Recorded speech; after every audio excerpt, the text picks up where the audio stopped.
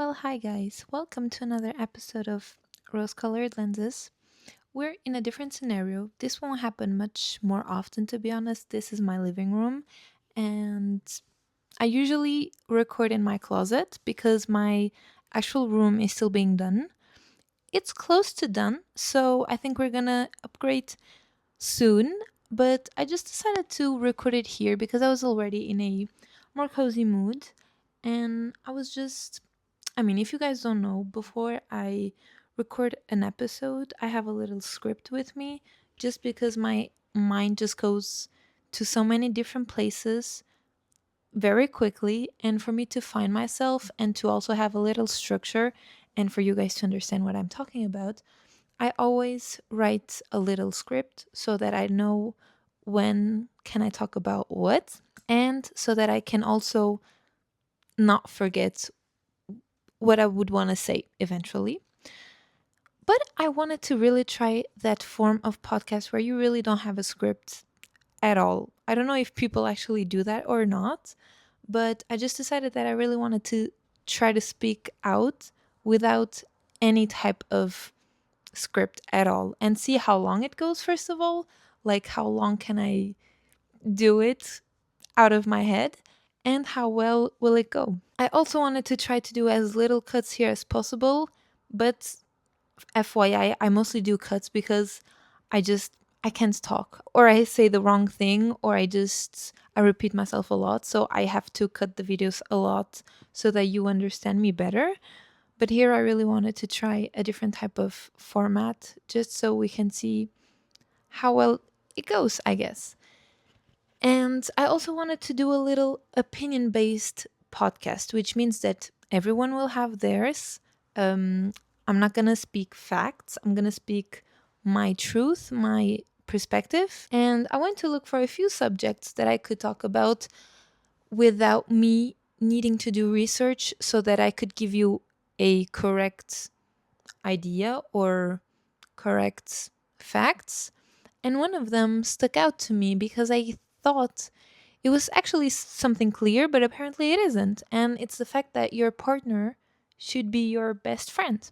I can see both sides where someone would say, I don't think so. I don't think people would say that your partner shouldn't be your best friend, but I think that I understand where someone would come from if they would rather say that no, you need to have a certain type of different relationship with your partner because it's not a friend. It's your partner, it's your boyfriend, girlfriend, husband or wife, the parent of your child, and it's a different type of respect, a different type of relationship than if you would have with a regular friend. But then I still have a few things that I want to add, and because I would add that from my side, it will eventually turn into yes, your partner should be your best friend. I understand that a partner isn't your friend. A partner does things with you that normal friends wouldn't. They can be more intimate with you, they know deeper things about you, and they also see an ugly side that friends don't. And there they also decide to stay, might I add. That's very important because to me, I feel like if a friend would see that ugliness that you would have, they might they might get out of your life quicker than your partner. Your partner really knows your best and your worst side, and they still decide to stay. And the way you grow up can also play a big role because, believe it or not, there are a lot of people that grew up with distant parents. I would assume that 40 or 50 years ago, a lot of people would also marry for safety and for other reasons other than love. So you didn't necessarily see your parents in love. You just saw them together because they were kind of bonded together. They had to be. So it's also normal for some people that when you marry, you don't necessarily have to be someone's favorite person, someone's it person, the one you run to when things go bad.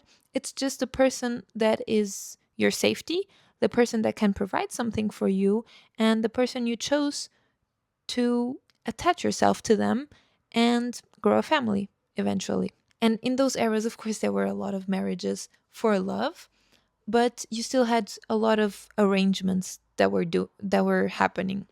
Nowadays, it still happens. You can never fully say this is a little parenthesis, but you can never fully say that something officially or definitely stopped.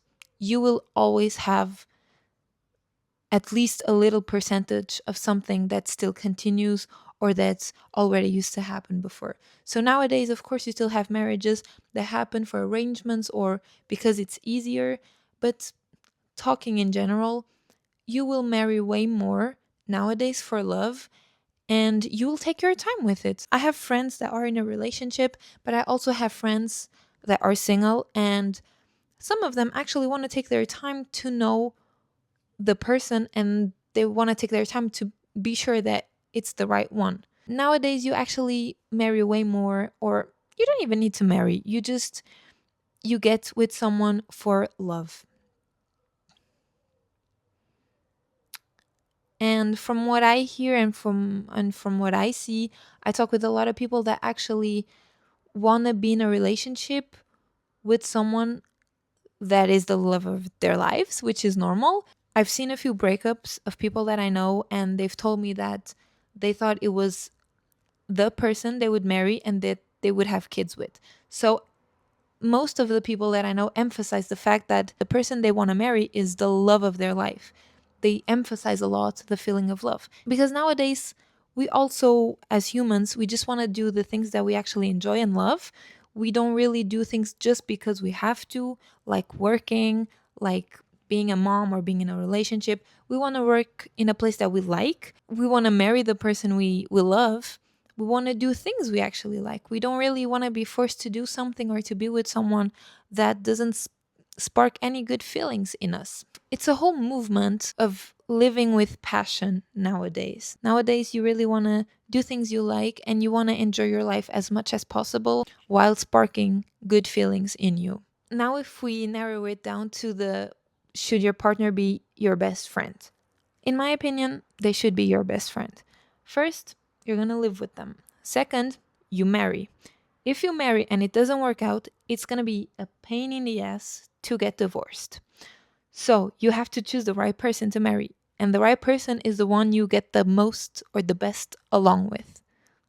And that's a best friend. That's someone who knows you. That's someone who knows how you tick and still accepts it.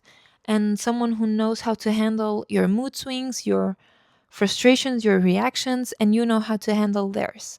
So it's very important that you know who you're marrying so that your life also goes smooth. It's also someone that you might want to have kids with. Kids are a life changing choice, and if you don't choose the right partner, it can change your life drastically for the worse. And we don't want that, right? We want a partner who not help, but will do their part in being a parent. As a woman, you shouldn't be the standard housewife, you shouldn't be the standard house cleaner, the standard babysitter. You have the same equal responsibilities and chores as your partner. So, if you're a mom and if you're talking about a heterosexual relationship, he's a dad. He's not mommy's helper. So, you're going to need someone who understands that. You're going to need someone who understands that I live in this house too. I need to clean my clothes. It's not my wife to do it because I work. Because if you think of it, your wife works too. Talking about traditional couples, both of you work a 40-hour job. Both of you have the same amount of time of free time. So both of you have the same amount of time to invest in your household, and you both need to. That's why I lived alone and I had that little jump of maturity because I lived alone. Because I knew that mommy wasn't there to clean my clothes. So if I needed my clothes and they were dirty, I would have to do them. If I was hungry, I would have to cook. So, in my opinion, I think everyone should go at least live alone a few months before living with their partner. Everyone needs that jump in maturity so that they understand that, okay, I didn't get out of mommy's house to go to my girlfriend's house. It's very important to me to have that mentality of this is my house, I need to do things, and I can't expect someone to do them for me. We also, in my household, we have shared chores and we have assigned chores, let's say it like that, because there are things that I actually love doing and I would rather me do them even if I'm tired because I just like it. Like cooking. I love cooking. Even if I'm tired, I always find pleasure in cooking. So my boyfriend could cook for me. He has cooked for me when I'm not okay, but I just love to do it. And to ease my life a little bit because I don't like to touch disgusting things, I never look at the trash. I that trash is empty. I don't empty it. And that's because my boyfriend doesn't mind doing it for me because he knows it just eases my life more. And we have shared household chores that everyone needs to do. And I think I've been rambling a lot about it, but my point was you need to go live with someone and you need to marry someone you know has the same mentality as you. If you are completely okay and fine being the one who cooks, cleans, and does the household chores on top of your work, and that your partner doesn't need to because either you don't want him to or he does other things that compensate, that is up to you too. Because if you both agree on it, I'm not in your relationship to decide or to control it. I'm just stating what works for me. Now, it's not only about the household chores. When I met my boyfriend, it took us 6 months to get together. Also, because we were very young, so we also didn't quite know what we were doing. But I know that we took our time. And for those 6 months, we learned how to know each other. We learned a lot from each other's past. And we learned how we kind of ticked. And it also helped us decide if we wanted to be with a person or not. So to me, I think a talking stage, let's say it like that, is one of the most important stages of a relationship, and it shouldn't be a short one. You don't need to spend 6 months knowing a person, but I just can't comprehend how you can give your all to a person and you can really just be the most intimate with someone that you've met 3 weeks ago. Because for me, it's a very short time. Even nowadays, I feel like sometimes I discover new things about my boyfriend and he does of me. So if after almost 8 years you can still be surprised by someone, I feel like after 3 weeks, it would be very shocking for me to need to open up so much and give my all to someone that is practically still a stranger. And when is the best time to know someone and to learn about their past, about their things, without really being biased? It's before you date. Because after you date, it's already your girlfriend or your boyfriend. After you date, you might feel jealous when they mention an ex. You might feel a little uncomfortable when they talk about some things they did that your values don't align with. So before you actually date them, you can know about it, you can learn about it, and still decide if that's someone that you want to have in your life, if that's someone that you want to go to the next phase with. And I think it's an easier phase to decide things than when you're already committed. Of course, you could tell me, yeah, but I can date him right now, and if things don't go well, I will just break up after two weeks. Yes, but the fact that you already have a label on it makes it, to me, already harder than to stop talking to a person and tell them, look, I, th- I don't think this will work out. Thank you for your time, but I don't think it will work out. Our values don't really align.